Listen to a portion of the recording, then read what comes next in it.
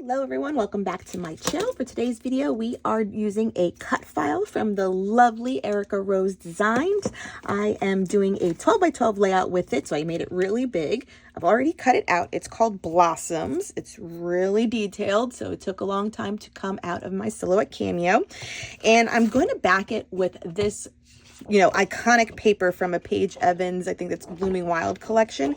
I am still enjoying this paper pack I picked up from, it's the project pad from Joann's. I've been slowly working through it just so that I use it and don't hoard it. So I feel like I want to back each flower up and then have the array of the different colors in the petals. And what I'm thinking too is that I might just have my photos, like 3 circular photos in the middle row, so that the outside rows get the whole thing, and keeping the center, which whatever it would be as well. So that can kind of give it nice. And if anything, since I have 6, yeah, I can do like those 3 and get some pinky purple ones too. And still, well, you know what? I think, just kind of think, because if I'm going to put the photo in the center, the petals still need to be backed. So you know what? We're just going to back them all. So that's going to take some time.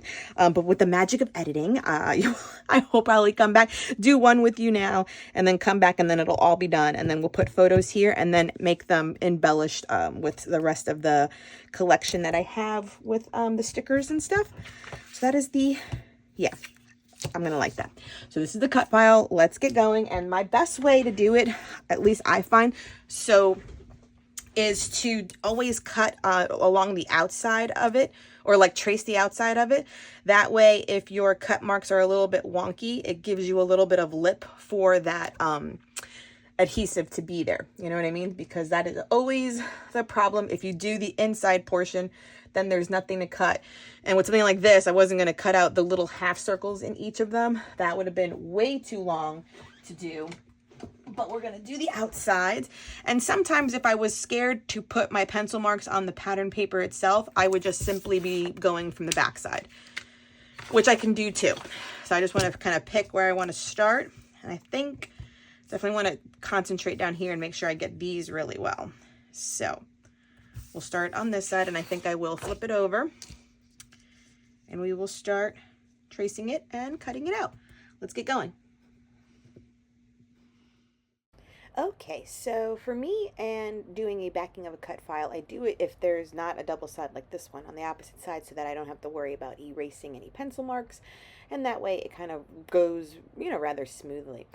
For this one, when I was backing it, I was making sure when I finally adhere it that all of the, how the rays of that pattern paper are in one direction. I made sure to keep that in mind so that none of them were like going in an opposite direction and not looking like that burst still when you look at it backed. So I know we've all done this 100 times, so it came out perfect, even leaving the centers full, just doing them as one big flower. It just helps that the pattern paper I selected had multicolors, and that way it looks very interesting once we were all said and done. So here I was checking out those directional lines, and it worked out great. So then from here, I am just making sure I had enough, or at least for me, when I'm done with the scraps of the in-between, I have this tiny baby heart punch that I leave on my desk in a little compartment where I keep all of the scraps. That way I can get a couple hearts out of it and just keep some hearts. So with the magic of editing, I go ahead and back the whole thing, and surprise, surprise, there we are. And I printed my photos in black and white. That way it didn't compete with having the cut file be so multicolored. And I'm just using it on probably basil white cardstock and coconut swirl. It's usually my go-to, like non-textured cardstock to use. If I'm ever doing mixed media, I think I mentioned in the past, get the basil marshmallow cardstock. It's thicker and works out better when you want to add wet media to your background layouts. I am using Fun Foam. This one is from Spiegelmom Scraps. It's a classic, I want to say 1/4 inch foam adhesive, and that way my photos and a few of the embellishments are popped up. I definitely took my cue from a Paige Evans kind of technique, or maybe it's not Paige Evans, we won't give her complete credit, but when she does just monochromatic embellishing, so pink on pink, green on green, so on and so forth. So with the paper pad, it does come with a sticker sheet, and for me, the holographic like pattern paper of flowers, I have used this pattern paper pack or project paper pack for about 5 or 6 layouts, I think, at this point. Like, I really went through it, and I'm proud of myself for doing it. So I used them a lot of fussy cutting for some of the papers, just so that I had more florals.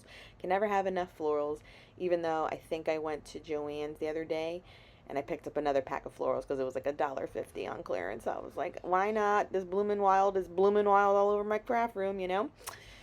So I just made sure each little bloom had something. I am just writing out the word fun in the purpley corner area.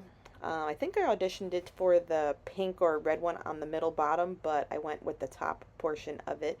And then I think, do I add it? Yeah, every circle gets something. That was definitely the point of me doing all the embellishing.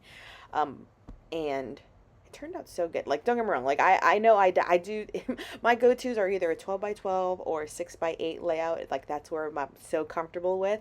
I'm trying to get back into my like traveler's notebooks more, simply because I have a few of those albums from Such as Twist laying around, and I have so many traveler's notebook inserts as well that I need to like branch out and do other sizes. I know I also started off the year showing you a few 9x12s. I definitely need to do maybe a cut file for 9x12 because I haven't really touched that album too much. But you know, these are our comfort zones, and this is when I have time to do the more crafty ones, I always go with 12x12 because look how beautiful this layout is. Okay, that will wrap up this layout. I thought I was going to add like a sprinkling of hearts, but no, it looks just so good by itself. And don't get me wrong, the title is a little bit like lost on it all, but I'm okay with that actually because it's a busy cut file, and I chose the probably busiest pattern paper on planet Earth. But for all the dimension I got and some of that holographic florals on there, you can see it down there too. Dimension, I'm very happy with it. I'm very happy with it. Okay, I will leave the link to this cut file from EricaRose down below. And anything else? No, because this is Joann's. No, nothing else to really link. All right, this is the cut file for you. Thank you so much for joining me. Please subscribe if you are new to my channel. Give this video a thumbs up. It totally helps my channel be found by other fellow crafters. Oh, that one needs some extra type. And that'll be the last of it. Thank you so much for joining me, everyone. I hope you work with this cut file and tag me if you do, because I'd love to see your work.